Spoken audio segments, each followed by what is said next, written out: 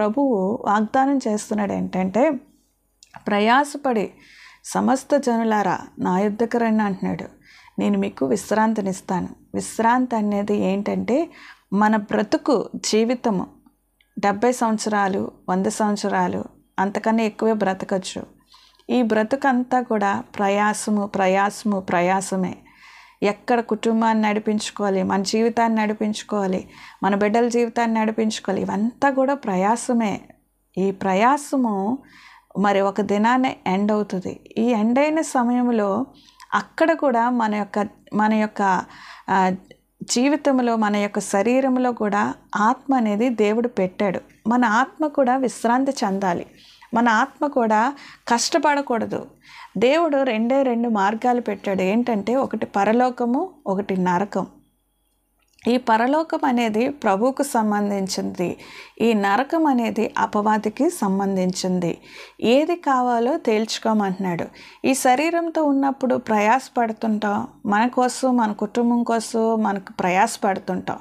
ఈ శరీరం ప్రయాసపడినప్పుడు విశ్రాంతి అనేది ఎలాగ అవసరమో, నీవు బ్రతుకున్న కాలం అంతా కూడా ప్రయాసపడి ఒక దినాన మరణించినప్పుడు నీ ఆత్మకు కూడా, మీ యొక్క ఆత్మకు కూడా విశ్రాంతి అనేది అవసరం. కానీ ఈ నరకానికి వెళ్ళినప్పుడు అపవాది ఉండే స్థలానికి నరకానికి వెళ్తే నీవు నిత్యము కూడా శ్రమతోనే ఉంటావు.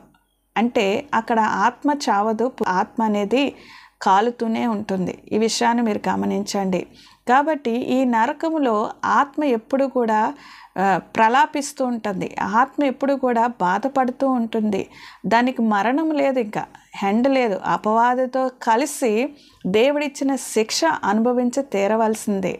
కానీ ఇక్కడ ప్రభువు బ్రతుకున్నప్పుడే మిమ్మల్ని పిలుస్తున్నాడు. ఏంటంటే, నేను మీకు విశ్రాంతినిస్తాను. మీరు బ్రతుకున్నప్పుడే జీవం గల దేవుణ్ణి, పరలోకానికి మార్గమైన యేసుని మీరు ఇష్టపడినప్పుడు, మీరు అనుసరించినప్పుడు, నమ్మిక ఉంచినప్పుడు ఆయన మీకు పరలోక రాజ్యం ఇస్తానని వాగ్దానం చేస్తున్నాడు. అందుకనే సమస్త జనులారా నా యొద్దకు రండి, నేను మీకు విశ్రాంతినిస్తాను అంటున్నాడు. ఈ యొక్క విశ్రాంతి ఎక్కడి నుండి వస్తుందంటే యేసే మార్గము. ఈ మార్గంలో మీరు వెళ్ళినప్పుడు, ఈ మార్గముని మీరు అనుసరించినప్పుడు, బ్రతుకున్నప్పుడే, జీవంతో ఉన్నప్పుడే, మీరు అనుసరించినప్పుడు, మీరు మరణించినప్పుడు మీ ఆత్మ మీ యొక్క విశ్రాంతిలోనికి ప్రవేశిస్తుంది. అంటే మోక్షానికి, పరలోక రాజ్యానికి, పరదేశుకి అనేది వెళ్తుంది. అది దేవుడిచ్చిన గొప్ప వరము. ఈ వరాన్ని మనం ఎప్పుడు పొందుకుంటామంటే బ్రతుకున్నప్పుడే మనం పొందుకోవాలి. బ్రతుకున్నప్పుడే యేసుని మనం ఇష్టపడాలి. బ్రతుకున్నప్పుడే యేసుని మనం ప్రేమించాలి. బ్రతుకున్నప్పుడే యేసుని మనం హత్తుకోవాలి.